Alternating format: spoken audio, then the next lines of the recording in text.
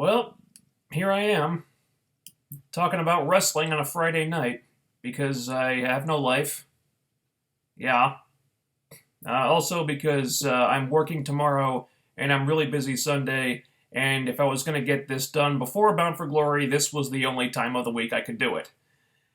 Uh, you know, assuming everything works out down in Orlando this coming Sunday. Alright, so I still got shit to do tonight. I gotta shower and eat and other things. So let's just get this out of the way so we can all get back to whatever we'd rather be doing on this lovely Friday.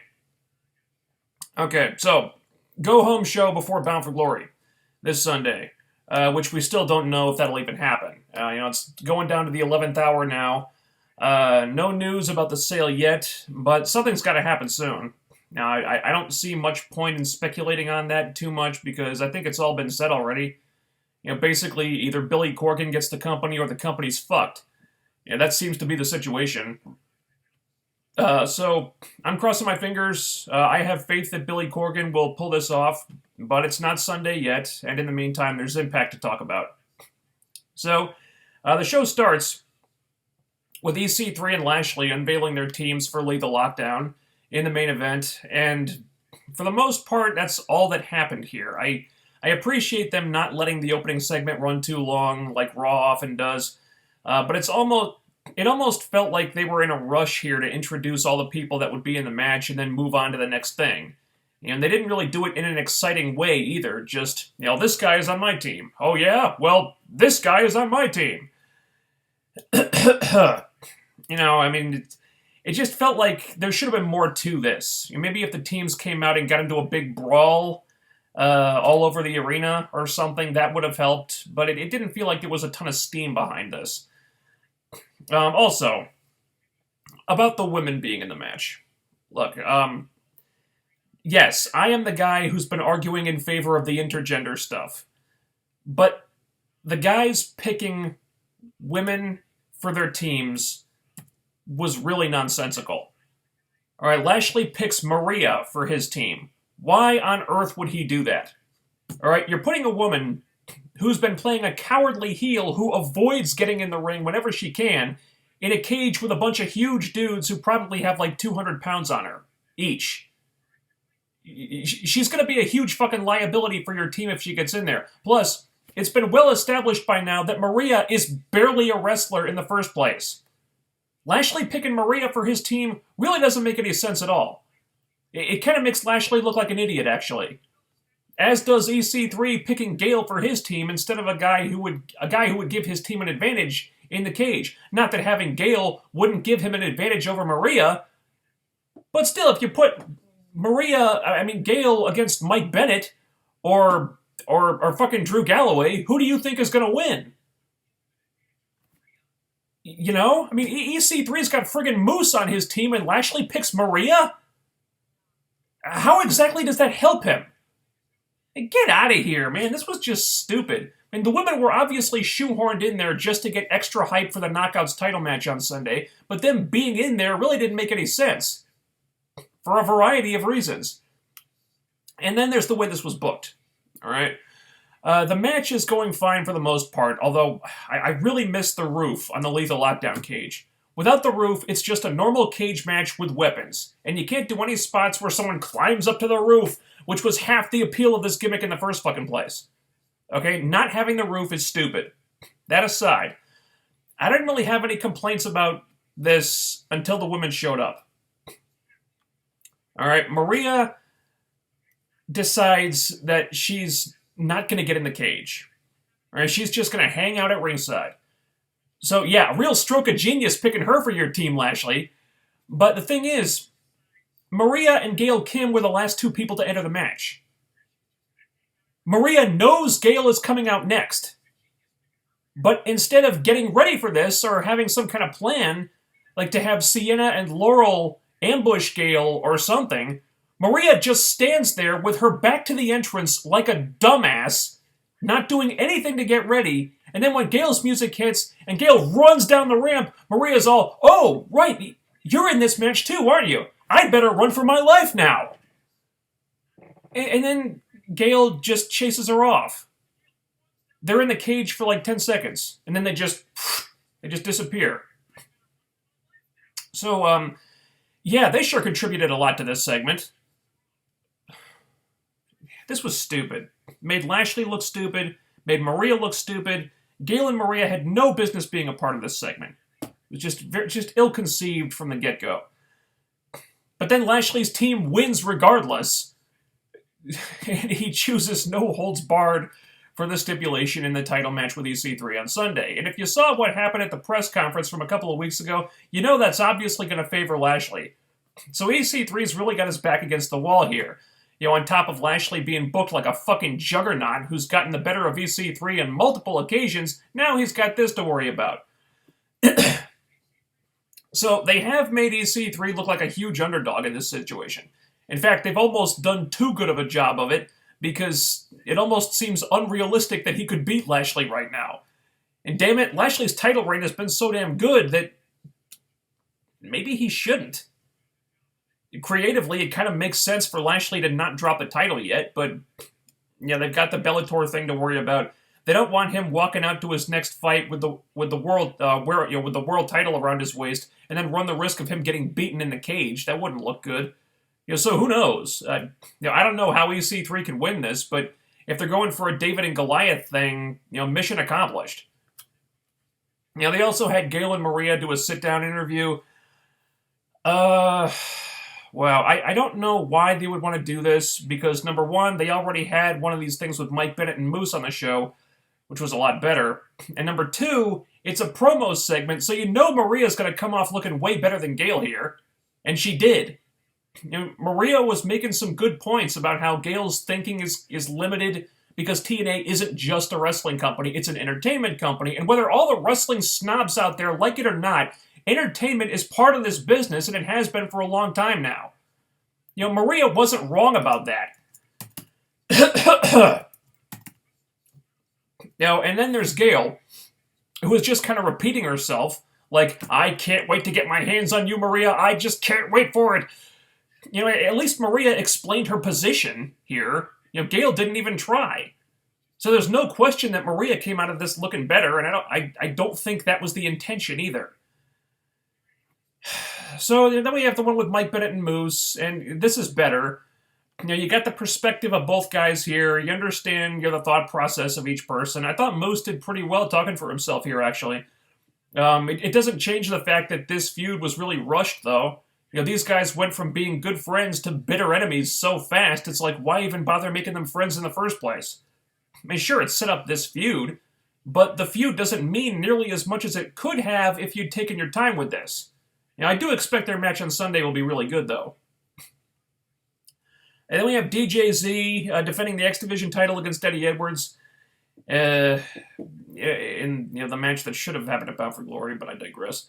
It was a good match, but it was too short considering these are the two biggest names in the X Division right now, and the championship is in serious need of being rehabilitated, so disappointing that it didn't get more time. Then Trevor Lee and Andrew Everett attacked them after the match, and they never actually bothered to announce an X Division match for Bound for Glory, but I'm assuming it's going to be something with these four guys, probably a gimmick match of some kind, because that's just what tends to happen. And that's all the attention the X Division got on the Bound for Glory Go Home show. So, yeah, they would have been better off saving the match where they crowned the new champion for the pay-per-view, because that would have at least had some meaning behind it. It would have been a better way to put over DJZ as the new champion. But now, whatever they're going to do this Sunday most likely won't be much more than the usual spot fest to pop the crowd in the curtain jerker spot. It's kind of depressing, but I don't think anyone's really surprised by this anymore. We had another Knockouts match with Madison Rayne versus Laurel Van Ness.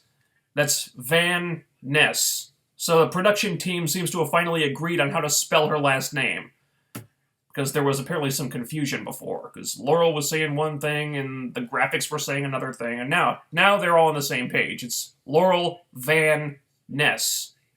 3 names. Okay. The match is alright, I guess.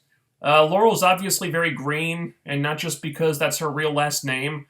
So she's going to be a work in progress for a while. But there's reason to be positive about this. She has a character. Excuse me.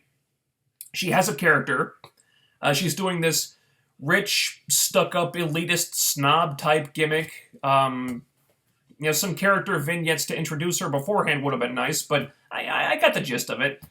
She seemed to have a good idea of how to play this. Her mannerisms were pretty good. I did like her rolling out of the ring during the match and making Allie reapply her makeup for her. That was funny.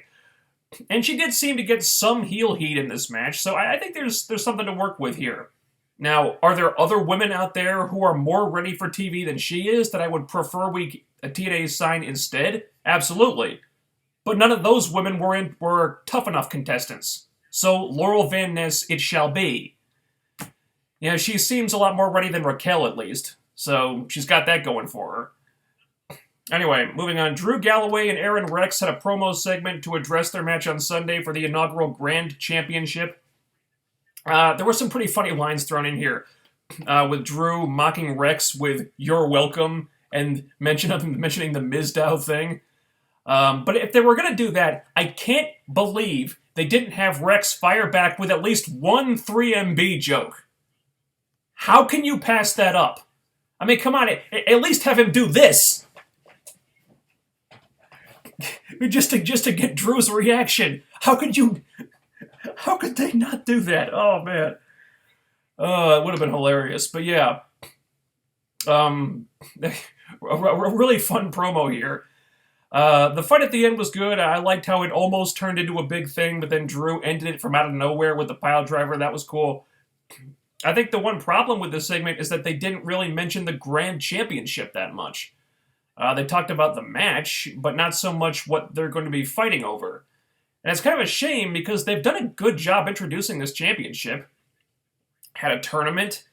They're treating this belt like something prestigious that a lot of people want. And that's really all it takes. Love or hate this three-minute rounds idea, this new title is already off to a better start than the Legend/Global/TV/King of the Mountain title, which, if there's a god, will never be seen or heard from again. Ever.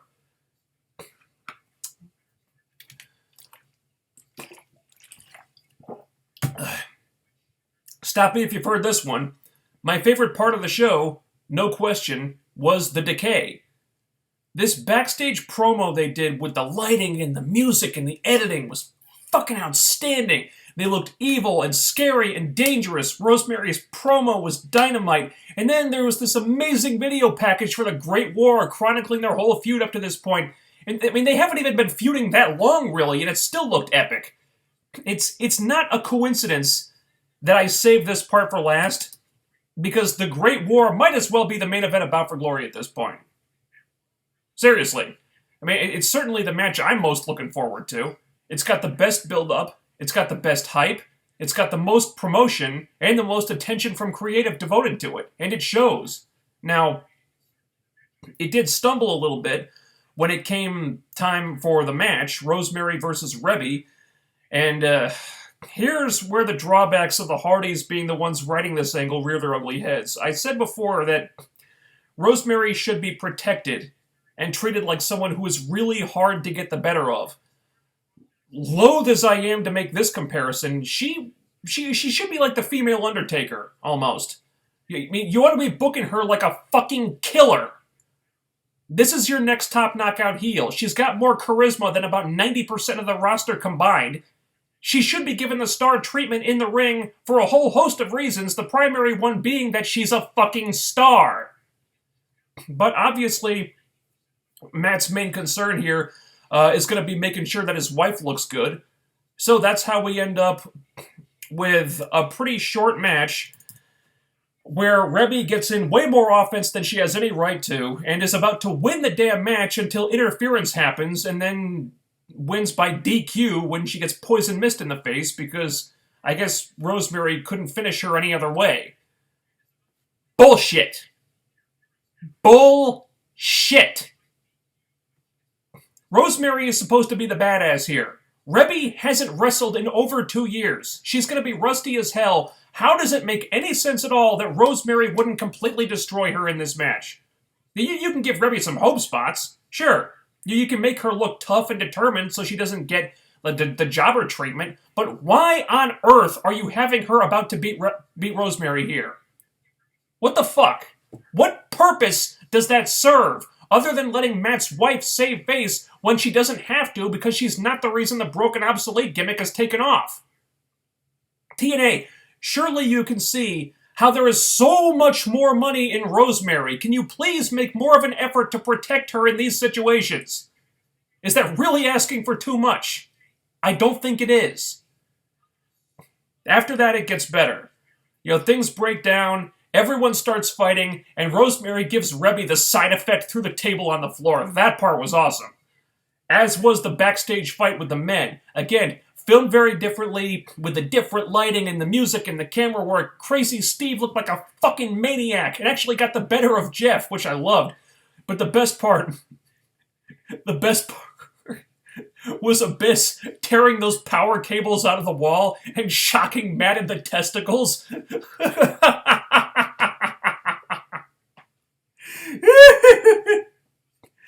Damn! Matt, I hope you weren't planning on having more kids. Oh my god, that was awesome. And then it ends on the decay and that split screen thing looking all demonic and shit. This part was fucking phenomenal. This was like a goddamn horror movie. A good one, too. Not the shitty ones that are all over the place these days. I mean, the ones that are actually scary. This is why the Great War feels like the main event of Bound for Glory, because the production team is knocking this shit out of the park, and because these performers are selling it so amazingly well. Best thing on the show by a fucking mile. Outstanding stuff. Outstanding. If this is the kind of thing we can look forward to if Billy Corgan gets the company, then sign me up. Sign me up 1,000,000 times. This was a hit and miss. A hit and miss as a go-home show. When it was good, it was amazing. I cannot rave about the Decay stuff enough. That whole thing was just off the fucking hook. Amazing. But there were some things that didn't really land and stuff they did just for the sake of giving certain things more exposure, even though they didn't make any sense to do. And also, Laurel versus Madison really didn't seem to have any point to it.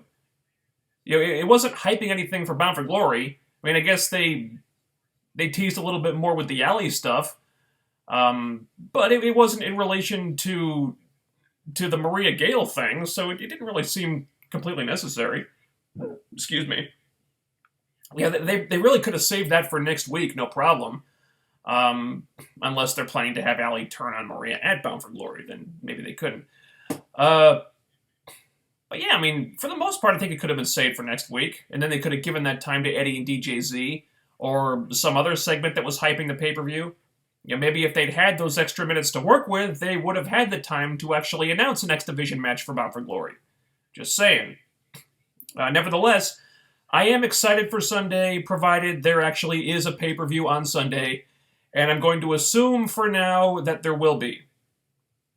All the talent is tweeting on social media as if there will be. Billy Corgan says he's optimistic that it'll happen, so that's what I'm going with. Overall, this has been built up great. Minus a few stumbles here and there. The big matches feel like big matches. It's been a long time since I had this much anticipation for a tag team title match. And that's for a division that had one good team to work with a couple of months ago. So that's impressive. The product is just firing on more and more cylinders lately, and I feel like that's Billy Corgan's influence at work. And it really sucks that this is happening at a time when there's so much uncertainty about the company's future. But if that gets worked out and Billy takes over, like most people seem to want him to, we could be looking at the beginning of a creative renaissance for this company. I mean that. And, I don't think there's much left to say. Check the show out if you haven't watched it in a while. I mean, it's not the same show it was 5 years ago, or 3 years ago, or even 1 year ago. They're doing some really good things. It's a good show. it's been consistently good in the Pop TV era. It deserves more viewership. You know, they deserve fans that left to give them another shot. So go out and watch it. What have you got to lose? You know? Also, another cheap plug time. I did another episode of the Heelcast. This was a sort of a collaboration show with the King of the Mountain podcast, doing like a Bound for Glory preview type of thing, where we run down all the matches and give predictions and stuff. If you go to tnasylum.net, it's on the main page right now. It's the first one. Bound for Glory preview all-star show. That's it. Goes like almost 2 hours, and it's an entertaining show. Please check it out. And is there anything else? No, I think that's it. So, let's get to the chat room, and then we can all, well, you guys can go out and do something. I'm staying in, because I gotta get up early tomorrow.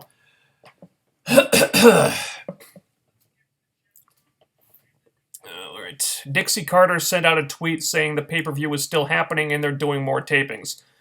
Yeah. So it's encouraging that she's doing that, and everyone is behaving as if the show will go on. But until we, like I said before, nothing's for sure until it's for sure.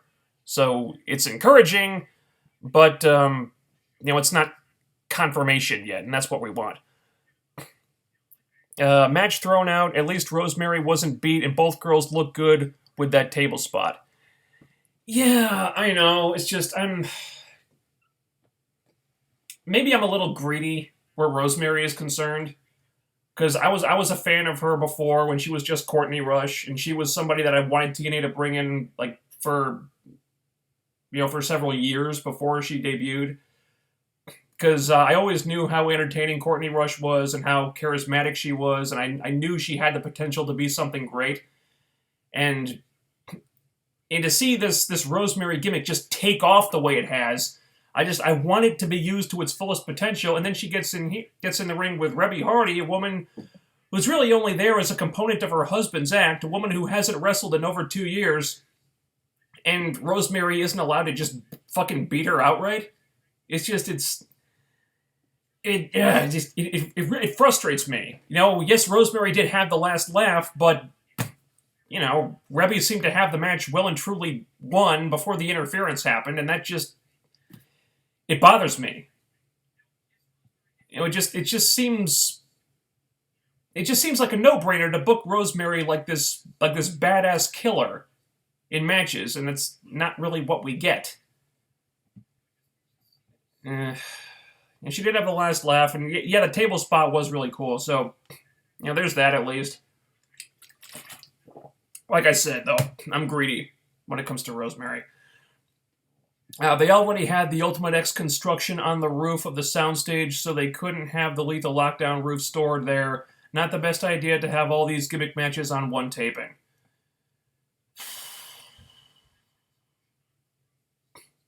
Well, yeah, they're taping a lot of TV in one block, but as long as they weren't trying to do the Ultimate X and the Lethal Lockdown match in the same night, I think they could have pulled it off. Just saying. How long should TNA wait before giving Moose the Grand or World Championship? I don't think he really needs a title right now. It's not like he needs one to get over. He's over plenty. Right now he's in this feud with Mike Bennett. You don't really need a championship to get that over. And I'm assuming that after that he's going to move on to a feud with Lashley. And they've definitely been teasing that. That may or may not have the championship involved, but I don't think it would need to.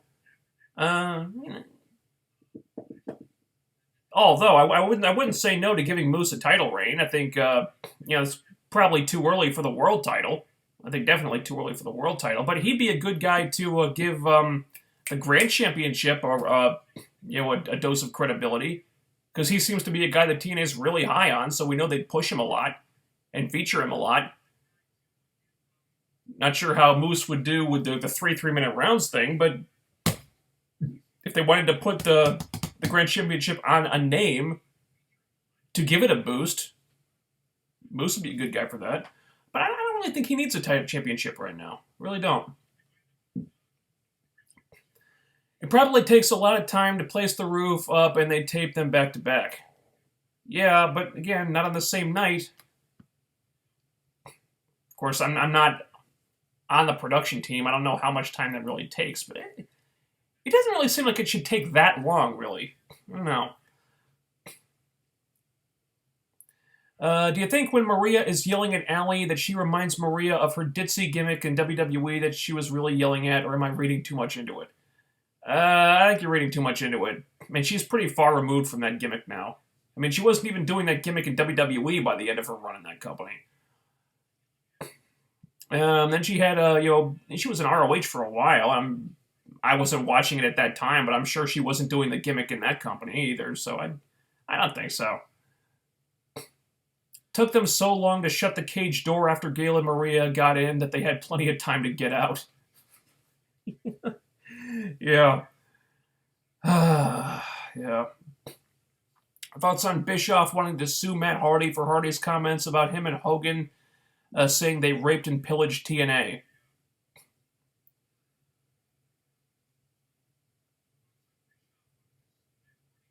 I think that's Bischoff being Bischoff. He's a parasite. If he sees an opportunity to make money, he's going to go for it. Same thing with Hogan. Of course, if you're looking for an unbiased comment about all that, you're not going to get it here. I have a very low opinion of Hogan as a human being, and my opinion of Eric Bischoff isn't much higher. I don't like them. I don't want to hear about them. I don't want to talk about them, really. But yeah, I mean, he's going to sue Matt because Matt made a comment about something that they pretty much did? Fuck Eric Bischoff.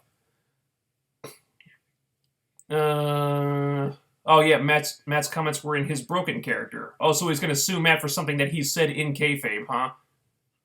Stay classy, Bischoff. I think when Rosemary gets the ring rust off, she will do fine as a knockout. Who knows? I mean, I'm not terribly familiar with her. From what I've heard, people have told me that she's a better wrestler than Velvet Sky. That's not saying much. Velvet set that bar pretty low, and if that's the nicest thing anyone can think of to tell me about what kind of wrestler Reby is, I'm not terribly excited to see her join the knockout division full time. Would I keep her with the Hardys? Okay, cool. That's fine. I don't have a problem with that. But as a knockout, doesn't really interest me right now. We got plenty of knockout talent that's inarguably better than Reby that's not even being used. Jade's underutilized, Sienna's underutilized. They just debuted Laurel. They're doing this thing with Allie right now, and the popular opinion in the fan community may force them to put Allie in the ring on a more regular basis pretty soon. I think putting Reby in the ring on a full-time basis is got to be pretty low on their list of priorities at the moment, and it probably should be. If they wanted the women involved in the main event, all they had to do was get EC3 to say, I want Gail Kim on the outside, just in case Maria tries to get involved. Boom. There you go. That's all they had to do. Bischoff can't handle the truth, I guess. Yeah. Thoughts on Eddie Edwards replacing Drew Galloway in the Grand Title match? Well, this is assuming that Eddie won't be involved in the X Division match, if there's going to be one. I'm pretty sure currently there is no announced X Division match for the pay-per-view, but, well, yeah, I mean, putting Eddie in there, that would guarantee we get a good match. My thinking was they rejigger the Bound for Gold match, so the winner of that match gets inserted into the Grand Championship match. So that way you can put like Eli Draker and Jesse Goddard's in there. But Eddie wouldn't be a bad replacement at all. Regarding the rumored sale, do you think Billy Corgan got sold a bill of goods as far as a minority stake? I don't think so. I think he was in there, involved in the company for a pretty long time, before he decided to try to take on a majority ownership. I think he knew what he was getting into. I mean, he'd had some involvement with the company, on and off before then. So, no, I think he went in with his head screwed on straight. Dixie tweeted, "I don't make a habit of trying to reply to speculation, but I'll say if you're close to Orlando this Saturday, you do not want to miss these tapings." Yeah, I saw that too. Again, it's encouraging. I suspect if we were going into bad news on Sunday night, then she probably wouldn't be tweeting anything. But it's not confirmation just yet. LVN's finisher is the curb stomp. Thoughts on that? I like it. I think it's cool that they gave one of their knockouts a finisher that WWE told Seth Rollins to stop doing because it was too dangerous. And yet TNA lets their women do it. I think that's cool. Let's see. Did you read Billy's comments on his plans for TNA if he owns it? One of the things he wanted to do is change the name. Are you up for a Corgan run TNA? I'm down. I am up and down and sideways for a Corgan run TNA. I think he's the guy that the company needs. Changing the name? Didn't they already kind of do that? Didn't they already kind of change it from TNA to Impact Wrestling? I thought we were mostly hanging on to the TNA name out of habit at this point. They got through one name change, they can get through another. I guess it's not really a big deal. The company is what matters, but, I can kind of see where he's coming from. I mean, the TNA brand has kind of been dragged through the mud over the last, several years. A lot of people associate it with a lot of bad decisions and stupid creative moves and business ventures that didn't really pan out. Maybe changing the name would symbolize a fresh start for the company. I can kind of see the logic in that. Let's see. Have you watched any of Luke Cage so far? I'm on episode 12. Let's see. I have watched Luke Cage. Where am I? On Luke Cage. Oh, I don't really know. Wait, hold on. Come on. Load up, you stupid. Oh, yeah. I've watched the first 3 episodes. Would have been more, but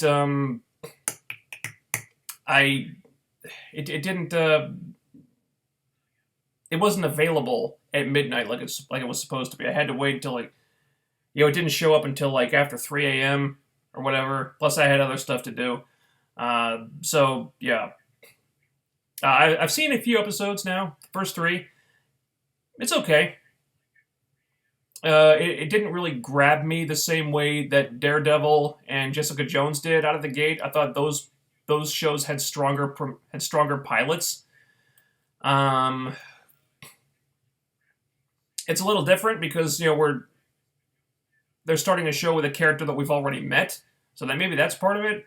But there wasn't that excitement or that big visceral punch to it that we had with those other 2 shows. I don't think it's a bad pilot, really. I do think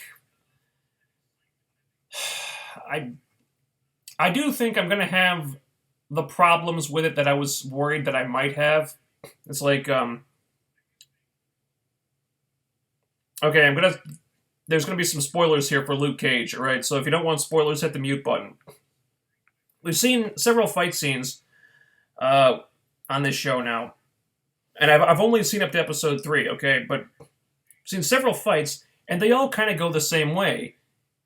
There's a whole bunch of guys that are throwing themselves at Luke, and he's just mowing them down, just plowing right through them. In one episode, I think it's episode 3, he just obliterates 30 armed thugs that have machine guns and shit. And he does this without even blinking. He doesn't even break a sweat. So, again, I ask, how do you make the audience fear for him? How do you generate tension? I mean, you can kill the people around him and have him feel guilty about that and stuff, but when it comes to Luke, it's like he's never in danger, really. And then you've got, Cottonmouth, who's basically just a second-rate kingpin. And I'm not sure why you would go like the gangster route as a bad guy, because you've already done Kingpin, who's the gangster in the Marvel universe. Any other character like that is going to be a step down. So you've got a second-rate Kingpin who's not as interesting as Wilson Fisk was, um, versus a protagonist who is indestructible. Well, we saw Kingpin take a dude's head off with his car door. And now we're supposed to get intimidated because Cottonmouth bloodied his knuckles on some guy? So what? If he tries that to Luke Cage, he's gonna break his fists. He's gonna break every bones in his hand if he tries to do that shit. So, it's like, how do you... There's only so many ways you can raise the stakes when your hero is a walking tank. Especially when the bad guys don't have any powers of their own to equal that, you know? And that's the problem I'm having right now. I'm gonna watch the rest. You know, it's still a good show. The cast is good. I'm just waiting for the stakes to pick up. It looks like that might happen. Also, I'd like the pacing to increase a little bit because it seems kind of slow going so far. But you know, I like it so far. I'm not in love with it. But I had problems with Jessica Jones too.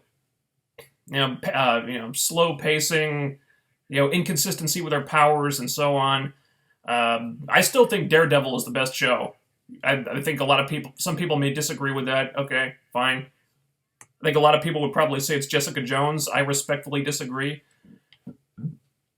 But yeah, I've seen people raving about Luke Cage. Okay, great. I'm glad they like it. I'm not in love with the show yet, but I'm going to keep watching. I like how they're making it a thing with people getting Laurel's name wrong. And again, Allie was the star. Yeah, I think that kind of happened by accident because the company was getting her name wrong at first. Because in her first appearance, not as Chelsea but as Laurel, they spelled her name wrong in the graphic. The graphic, you couldn't really see it, but it was Vaness. One word. When it's actually supposed to be Van Ness. Now, they corrected it here, but I guess that's going to be a thing now that people are constantly getting her name wrong. I guess it's just going to be one of those happy accidents that becomes a thing on its own. Kind of like Allie's voice became a thing. Yeah. LVN is almost like EC3 in terms of characters. Thoughts on Eddie Kingston?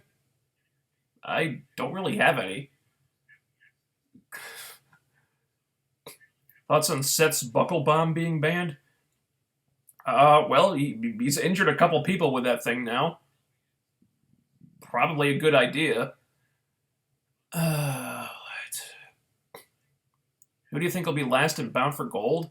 I'd like it to be Eli Drake. I would also accept Jesse Goddard if he's in the match. But I would prefer Eli Drake. Or if this James Storm leaving the company thing is just an elaborate work, think it would be really cool if James Storm showed up and won that thing. Because I'd like James Storm to get a fucking world title run. I think the fact that he hasn't had a real world title run is just fucking criminal at this point. I took it as they had to pick a girl for each lockdown team. Well, if that was a rule, then they should have said so.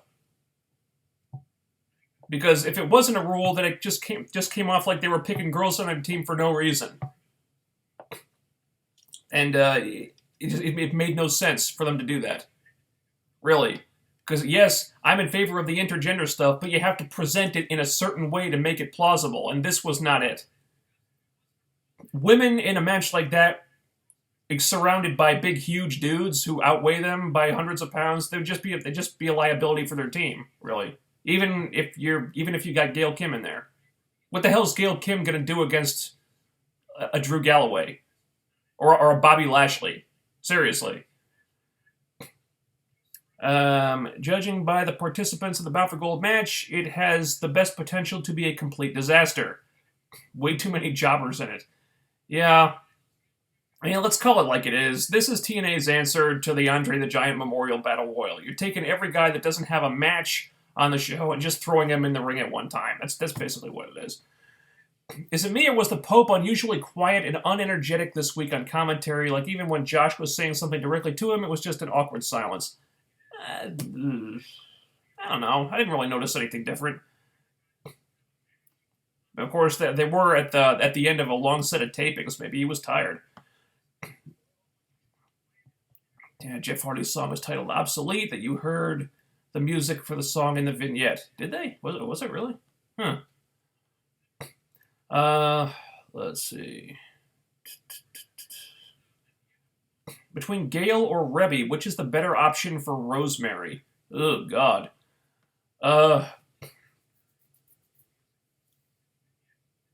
Well, with Rebby, she'd be facing a woman who's getting booked by her husband, who seems to have a lot of creative power, so I'd not be terribly optimistic that Rosemary would come out on top in that situation. But if she's facing Gail, she's facing a woman that TNA has such a blind spot for that they push her no matter what, even to the detriment of every other woman in the company. So it's kind of a lose-lose situation there. But, I mean, Gail's got to drop that title eventually. If Rosemary were to face her when the time came for her to drop the Knockouts title, that it would be cool. This is assuming that Gail wins the title in Bound for Glory, but who are we kidding? That would be a really big swerve if she didn't. And Matthews has been an uninteresting douche this episode. Still better than Mike Tenay. Impact Wrestling did a Twitter poll asking fans which match they were looking forward to, seeing it Bound for Glory, and Decay versus Hardys won by a landslide of 68% of the vote. I should think so. I voted for that match too.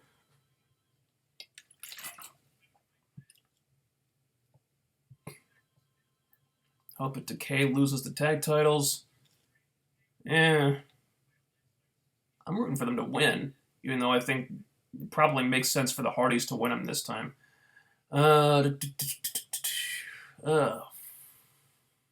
Fuck. Where am I?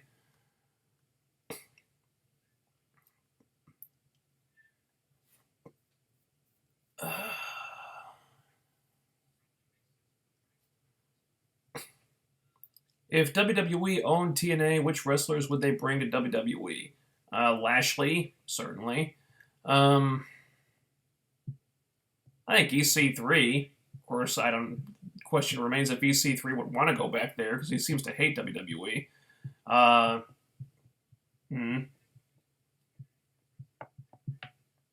think Allie probably.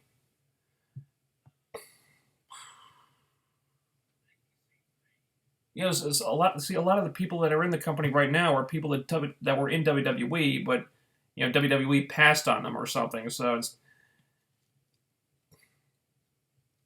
I don't know.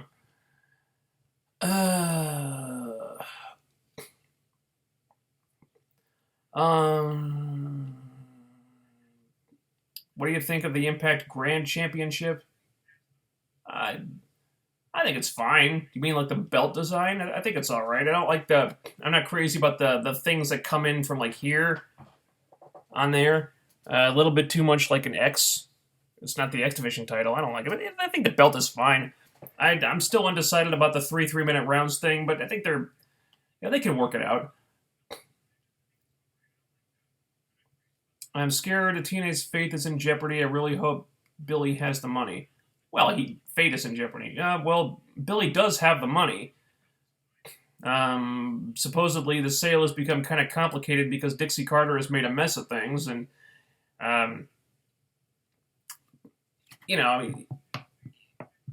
it's not a matter of just having the money. There's other factors to consider. Plus, apparently, Arrow Luge and Fight Network have a stake in the company. I guess they all have to agree on certain things, and it's probably just a lot of red tape to get through. So it's not just about money.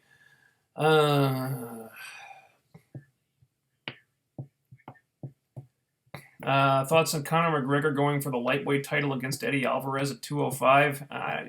This is the first time hearing about it, actually. I don't really have an opinion. Also, are you going to 205 in New York? No. No, that would be a pretty long drive. For me, it just wouldn't be worth it. Um, I would love to go. Not eager on spending the money to get up there, though. Uh,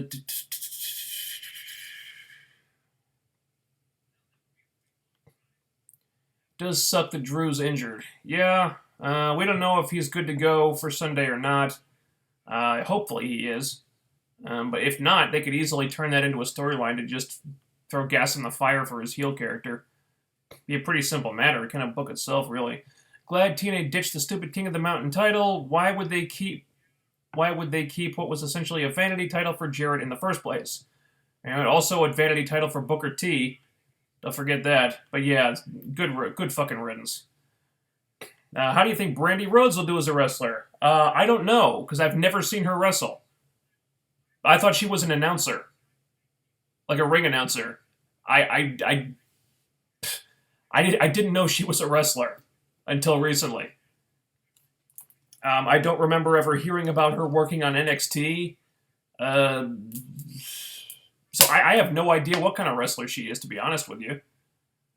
Of course, I expect she'll mostly be there as a companion piece for Cody, and she'll probably leave when he does. So I don't think it's gonna be a long-term thing at any rate.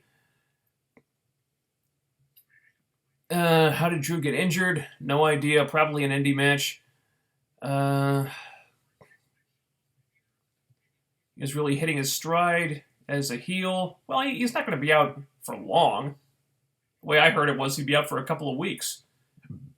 So it's not going to be anything that's going to hinder him long term. The Lethal Lockdown gimmick, despite it being a good match, was unnecessary. No arguments here. They could have had a basic elimination match or something. Yeah, but I guess they were counting on the spectacle to maybe bring in extra viewers.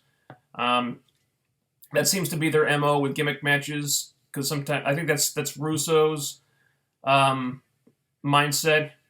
How casual viewers find wrestling boring, but the gimmick adds a bit of spectacle to it, which if you're flipping through the channels and you see something, if you see like a ladder in the ring or a big cage or something like that, you might stop and pay attention to that. I think that's the mindset there.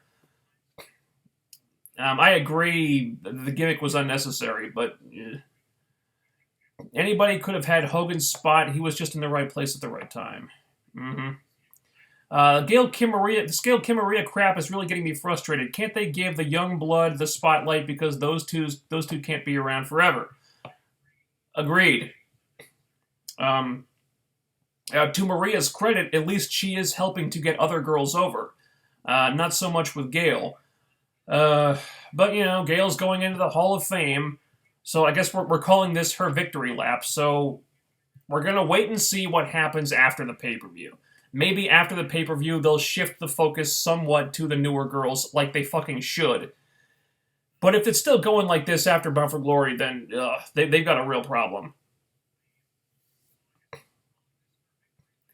I'm not sure if I want EC3 to win the title at the pay-per-view. Lashley's just so good and dominating WWE should take notes.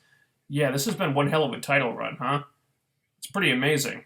The Bellator factor may convince them to put the title on EC3. If it weren't for the Bellator thing factoring in, I honestly would probably have Lashley keep the title. I think I would. It's just the title reign's been so good and it's not stale yet, so why not keep it going? But yeah. Be interesting to see what happens with that. I'm so sick of Eli Drake being wasted. Do you think it's a problem bringing in so many talented new talents all at once? Yeah, that might be part of it, yeah.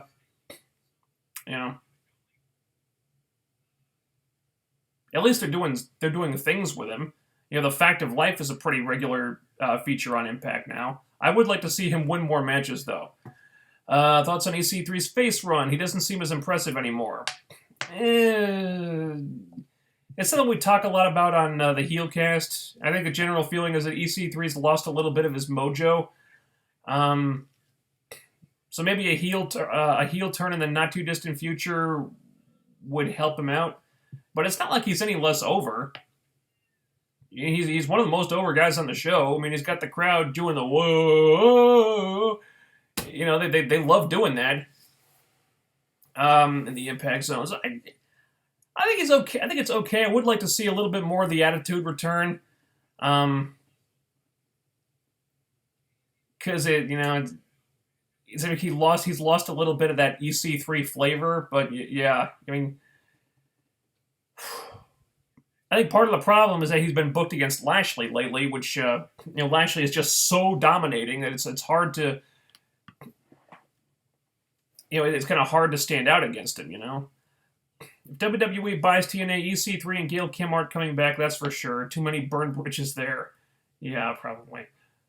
Cody could be replacing Drew Galloway in the grand title match. Who knows?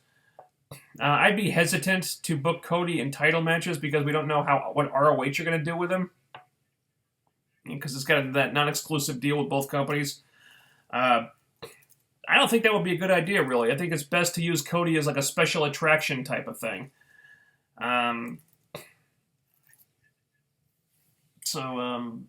Although it would be fun to see him interacting with the former Damian Sandow again.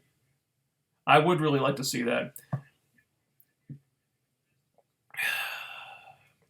The news about WWE maybe buying TNA makes me hate WWE more. People need an alternative, goddammit. Agreed. Really hope it doesn't happen.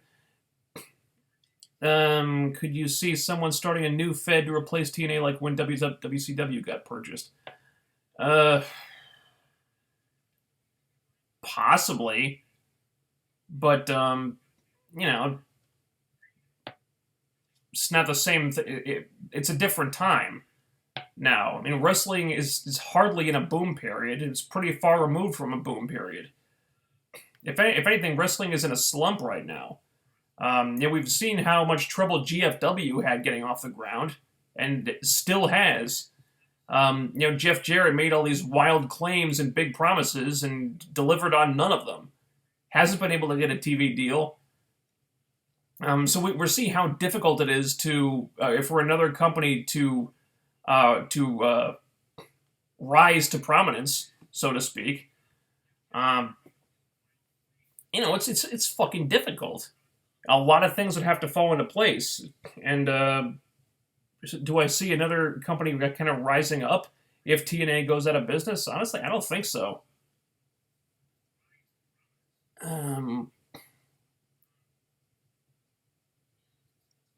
Eddie Edwards replaced Galloway for the title match. Did he? Is that official now? Cody will likely be in the Bound for Gold match instead. I don't think so. I think Cody will just be like there to cut like a pipe bomb type promo or something. Maybe be a special referee in Bennett versus Moose because Bennett's one of the guys he wants to feud with. I don't think putting Cody in the Bound for Gold match would be a good idea at all. He's the special attraction. He's the guy that you want to get over like a star. So you want his first appearance be to throw him in a ring with like 20 other guys so he doesn't stand out at all. I don't know. I disagree. I've heard several people suggest that, but I don't know. I don't think that would be a good idea. I've said it before, but Gail surprised the fans that Allie will take her place in the title match instead of Maria. Anything's possible, but I wouldn't hold my breath if I were you. If Corgan buys TNA, where do you think it would go, and how much will it change? Well, I think you see a lot of creative changes. I think you'd see it become less unorganized, more organized, because Billy Corgan said this in interviews. He's been very delicate about it, but you can tell that from his verbiage that he thinks the company has had organizational problems. He's been trying to unravel that so people know who they report to and they know who's going where and all that stuff. It's one of the things that he said he's been dealing with. So I think you'd see a more organized product. You probably see things shot differently, like we've been seeing with the Decay segments. Probably see different types of storylines pop up. Maybe see them take different types of risks as a business. It's hard, stuff like that. Does it annoy you that the crowd always wants to see Mandrews and they get DJZ instead? It annoys me that we don't see Mandrews more. I'm not annoyed that we see DJZ because DJZ is really fucking good. I would like to see Mark Andrews more, yeah, though. So yes. Braxton Sutter is kind of bland. What character do you think he should portray to liven him up? Well, he kind of looks like a heel. I don't find him to be a bad talent. I just think he's misplaced in the X division. I think the mid card or a tag team or something would be a better place for him. I wasn't incredibly familiar with Pepper Parks prior to his coming in, but I'm pretty sure he was a heel for the most part, right? So maybe he's more comfortable with that. Maybe he's still trying to find his footing as a babyface. So maybe a heel turn down the road would help him out. Trevor Lee and Andrew Everett could really do with an image change. Give them any kind of image. Really. I mean, they've been there for months, and I couldn't tell you a damn thing about either of them. Let them cut a promo, or give them a character, something. My Bout for Glory predictions is Gail or Allie wins. Moose or Aaron Rex win. Lashley wins. I don't know who wins a Bout for Gold match. Okay. Have you heard of Eric Andre? No, haven't. How do you see Aaron Rex's career in TNA going? I think it's going very well. I think he's performed well. Been good on the mic. He's obviously somebody they're high on. As well they should. He's somebody that WWE really missed the boat on. I think he's going to do great. Thoughts on the Natalya farting gimmick in WWE? It was stupid. I can't stand Maria and Mike Bennett. I hope Cody Rhodes and his wife beat them. Okay. Thoughts on Finn Balor's injury? Well, he couldn't have come at a worse fucking time. Felt really bad for the guy. Good bread about Seth being reckless. I don't know. I mean, I guess he's been the cause of some injuries, but who hasn't? What wrestler hasn't been the cause of an injury or two? I mean, it just happens, It's a rough business. And he does some high risk stuff that occasionally, backfires and someone doesn't someone gets hurt because of it. But again, the stuff just happens. It's not like he's injuring people every week. There's been a few incidents. It's not like I'm calling for him to be fired or anything. Okay.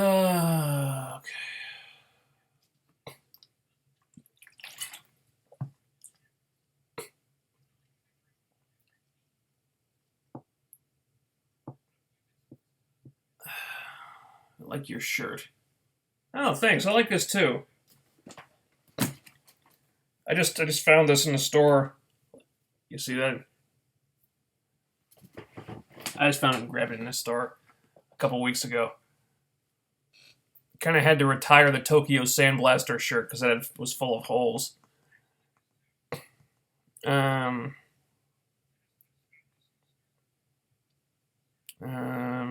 What happened to the other channel? Nothing happened to the other channel. I got it was suspended for bullshit reasons because they said I violated the community guidelines, which I did not. So I got in touch with Google, and we got the strike removed from the account. So I can still use it. I just can't stream from it because there's still some kind of lingering effects of the strike or something. I don't know how to get that removed, but I can't stream from that channel for a while. So we're on the backup. I think in a couple of months I should be able to go back to streaming on the primary channel. So please don't unsubscribe from that one. It's just something that I have to deal with because YouTube is stupid and they don't know what they're doing.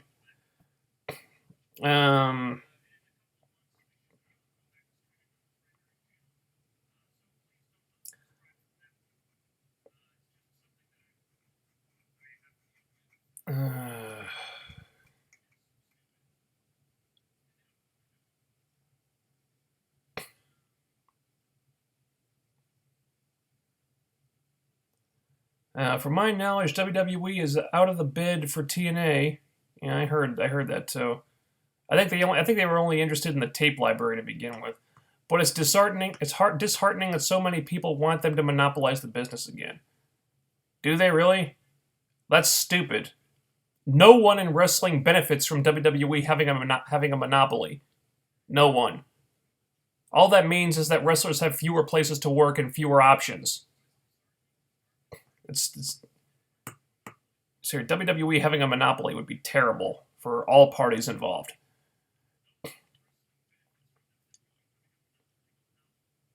Um,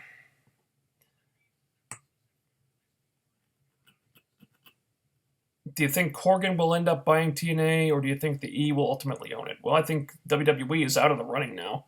Um, I believe if anybody ends up owning it, it'll be Billy Corgan.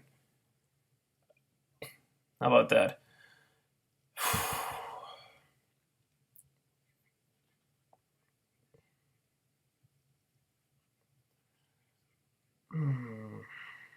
Who are the best talkers in TNA? Well, there's a lot of great talkers. There's EC3, there's Rosemary, Mike Bennett, Maria, uh, just to name a few. Sienna is great on the mic, even though she doesn't get to talk very much. Uh, Lashley's gotten pretty damn good, actually. So those are a couple of them. Sorry, I'm skipping over some of these just to avoid being redundant, and also because I've got stuff to do.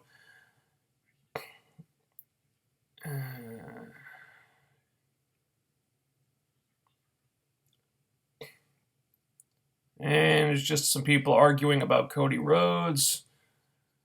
Already kind of talked about him. Now they ought to treat him like a big deal because he's from the Rhodes family and they can market that, and also a former WWE guy that a lot of people view as being really misused by that company, which he was. So I'm not going to complain if they try to give him the star treatment.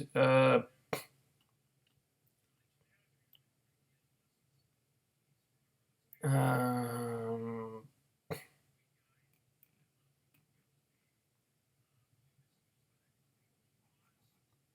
Corgan said he'd like CM Punk to come in as a booker if he ever comes back to wrestling and joins TNA. Yeah, good fantasy, but I don't see it ever happening.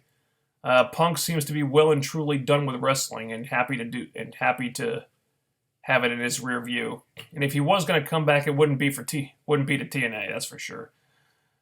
Damn it, where am I?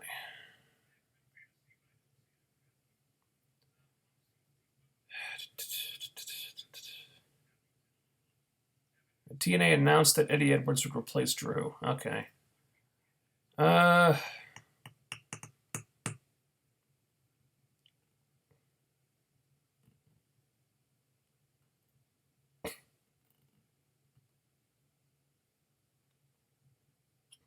UFC should hire Bobby Lashley, who's undefeated in Strikeforce and Bellator. He would at least make it to the second round, unlike Punk. Well, if Lashley has a contract with Bellator, it's not that simple. He'd have to fulfill the contract first. Why do you watch Raw when everything they do sucks? Why can't you watch SmackDown when they do everything that Raw does not? Well, for a bunch of reasons. One, because I have a lot of fun making. I enjoy making fun of Raw. I enjoy it in a kind of so bad it's funny kind of a way.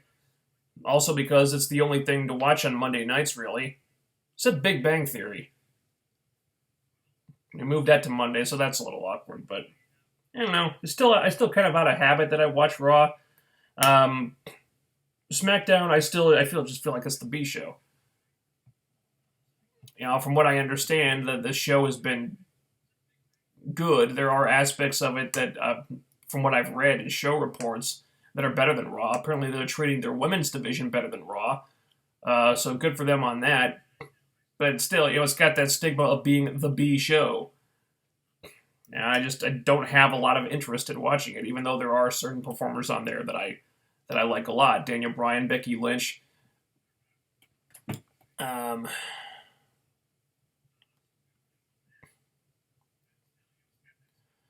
What's your take on the cruiserweights on Raw so far? TJ Perkins as the champion. The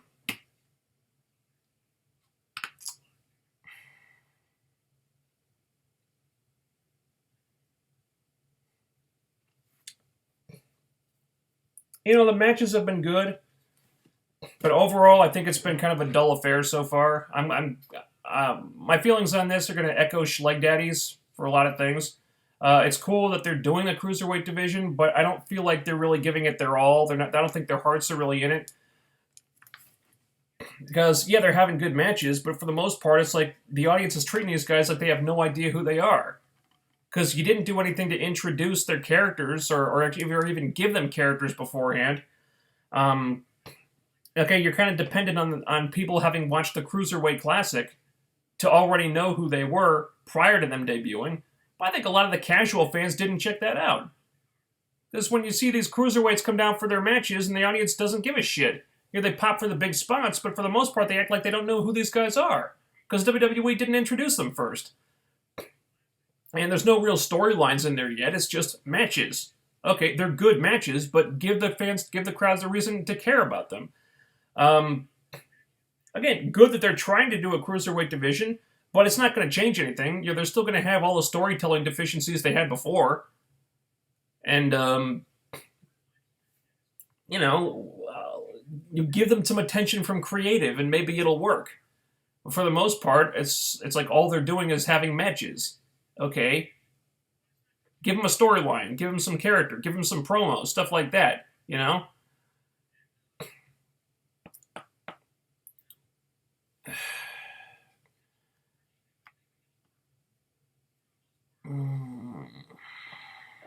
I'm gonna have to wrap this up pretty soon, guys. Are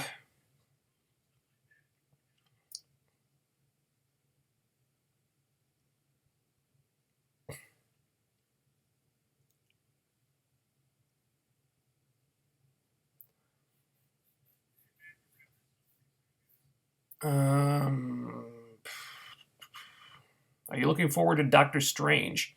Yeah, looks really cool. Is there heat with Punk and TNA? Not that I know. I just know that Punk doesn't miss being there. Guess he didn't enjoy his time there. What do you think about Superman on the Supergirl show? Really don't care because I'm not watching Supergirl.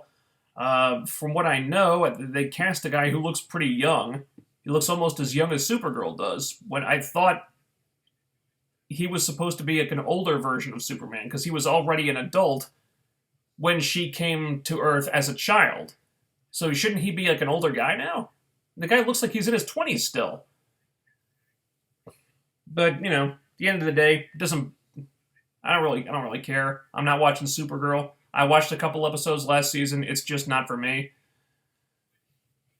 So I don't really have an opinion.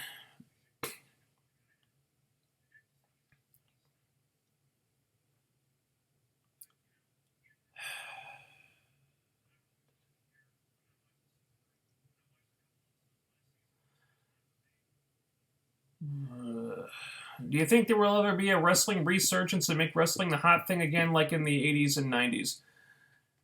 Maybe not to that extent. I think it can be a popular thing to watch again. I've said this before.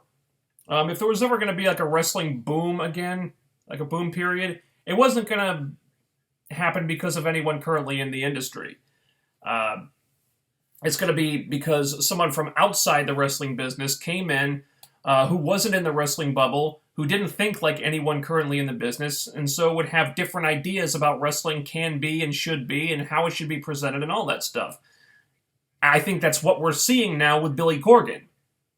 So if there exists anyone who could create a new, if not a boom period, then bring it back to a certain level of popularity that it doesn't enjoy right now, I think Billy Corgan could be that guy.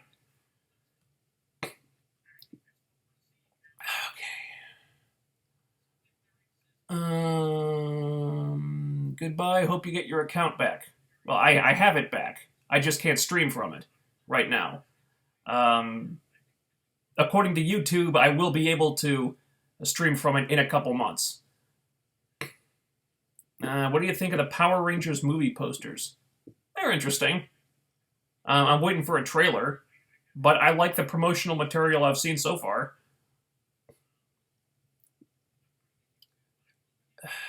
Do you think Naomi should get the title after Becky? She's been really over as a face lately. Probably the best in the ring at this point. I think Naomi should get the title at some point. I don't necessarily think she should get it from Becky. Like they're trying to put over like the new era right now. So I don't know if it makes sense to have someone who represented the old era having the title at this point in time. Maybe a little bit in the future once this new era thing wears off a little bit. But yeah, I think Naomi's talented. I think she should get a title run at some point. Maybe the timing. I don't think the timing is right now. Your favorite DC superhero? Probably Batman. I'm really not a DC guy though. Have you seen Green Room yet? No, I haven't had a chance to see it. Are you excited to review The Flash? I'm kind of dreading reviewing The Flash, actually.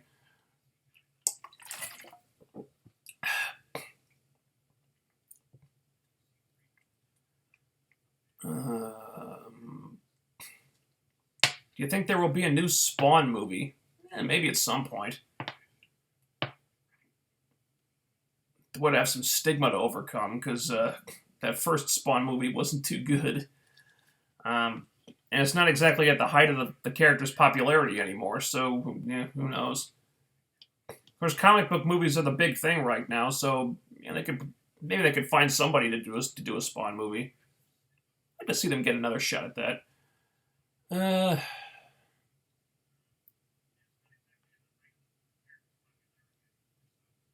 What's your big issue with The Flash? Oh, Jesus Christ. Okay, this is going to be the last question, guys.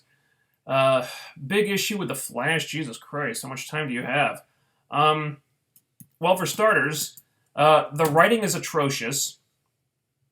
The characters, for the most part, are complete fucking idiots. Barry is a reprehensible character who has caused... who has come this close to causing 2 apocalypses just due to his own personal hang-ups and his refusal to fucking grow up and act like a goddamn adult. Do I need to go on? I just don't think it's a good show. I know I'm in the minority on that, but this is just what I get from analyzing it. I hate Barry at this point. I think he's a terrible person who thinks his problems are bigger than the rest of the world's problems. You know, he never learns anything, and in fact, after the season two finale, he's forgetting stuff that he learned before. So he doesn't develop as a character; he regresses as a character. So he's a horribly written,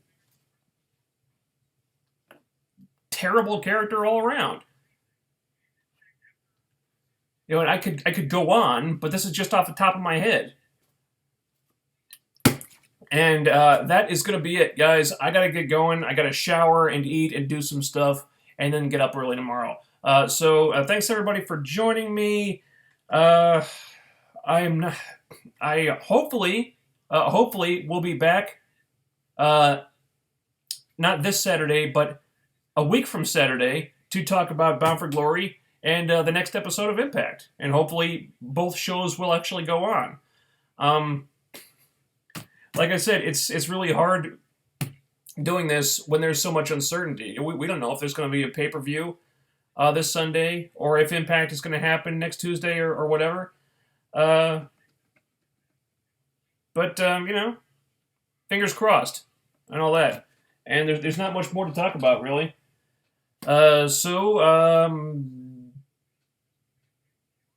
You know, with a little bit of luck, I'll be seeing you on next Tuesday. And also turn in Thursday nights, 10:15 p.m. because we got Arrow coming back, and we got, oh God help me, we got The Flash coming back for its 3rd season. this coming week, so I've got to review those. I gotta review that now. So yeah, I'll be back Thursday, and be back Thursday to talk about some TV shows, and hopefully I'll be back on Saturday to talk about some wrestling as well. See you guys then. Thanks for joining me. Peace out.